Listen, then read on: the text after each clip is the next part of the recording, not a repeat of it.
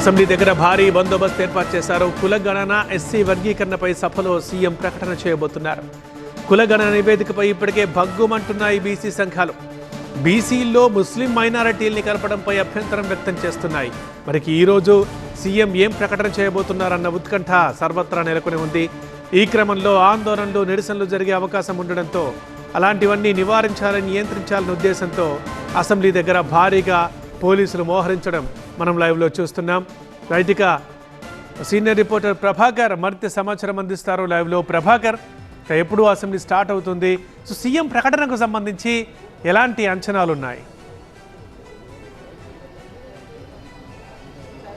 Right, నిన్న cabinet sub కమిటీకి సంబంధించి ఎస్సీ వర్గీకరణకు సంబంధించిన కమిటీ క్యాబినెట్ సబ్ కమిటీకి ఏకసభ్య కమిషన్ నుంచి నివేదికను తీసుకుంది. మొన్న 2 రోజుల క్రితం బీసీ కులగణనకు సంబంధించిన రిపోర్ట్ను కూడా సబ్ కమిటీ తీసుకుంది. సో మొత్తంగా 2 నివేదికలను కూడా క్యాబినెట్లో టేబుల్ చేయనున్నారు. ఈ 2 నివేదికలు cabinet subcommittee chairman Uttam Kumar Reddy cabinet ముందు ఉంచనున్నారు. దీనిపై చర్చించిన తర్వాత 10 గంటలకు క్యాబినెట్ ఉంటుంది. క్యాబినెట్ తర్వాత 11 గంటలకు అసెంబ్లీ సమావేశం స్టార్ట్ అవుతుంది. 2 కూడా చాలా ప్రతిష్టాత్మక బిల్లులు ఇవి.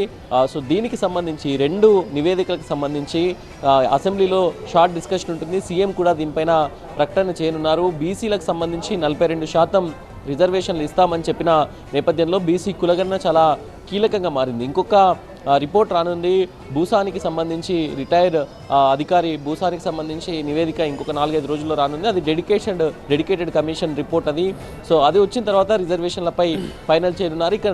ఇక్కడ తెలంగాణకు సంబంధించి స్థానిక సంస్థల ఎన్నికల్లో 42% రిజర్వేషన్స్ బీసీకి కేటాయించడం పైన అసలు తెలంగాణ అసెంబ్లీ తీర్మానం చేసి ఢిల్లీకి పంపనున్నారు. 11 వరకు అసెంబ్లీ సమావేశాలు ఉన్నాయి, పార్లమెంట్ సమావేశాలు ఉన్నాయి. ఆ పార్లమెంట్ సమావేశాల్లో చట్ట సవరణ చేయాలని కోరుతూ ఇక్కడ ఈ అసెంబ్లీ తీర్మానం చేయనుంది. ఇక ఎస్సీ వర్గీకరణకు సంబంధించి నిన్న డాక్టర్ షమీమ్ అఖ్తర్కు సంబంధించిన ఏకసభ్య commission cabinet subcommittee chairman Uttam Kumar రెడ్డికి తన నివేదికను అందించింది. సో దాంట్లో భాగంగానే 3 కేటగిరీలుగా చేసినట్లుగా ఎస్సీ వర్గీకరణకు సంబంధించి 3 గ్రూపులుగా చేసినట్టుగా తెలుస్తుంది. దాంట్లో ఒకటి మాదిగ, మాల, అట్లాగే ఇతర ఉపకులాలు, ఈ ఏబీసీ దాంట్లో ఈ 3 కేటగిరీలుగా చేసినట్టుగా తెలుస్తుంది. ఈ నివేదికలను క్యాబినెట్ టేబుల్ చేసిన తర్వాత క్యాబినెట్లో డిస్కషన్ తర్వాత అసెంబ్లీలో చర్చకు పెడతారు. అసెంబ్లీలో అన్ని పార్టీలు కూడా చర్చించే అవకాశం ఉంది.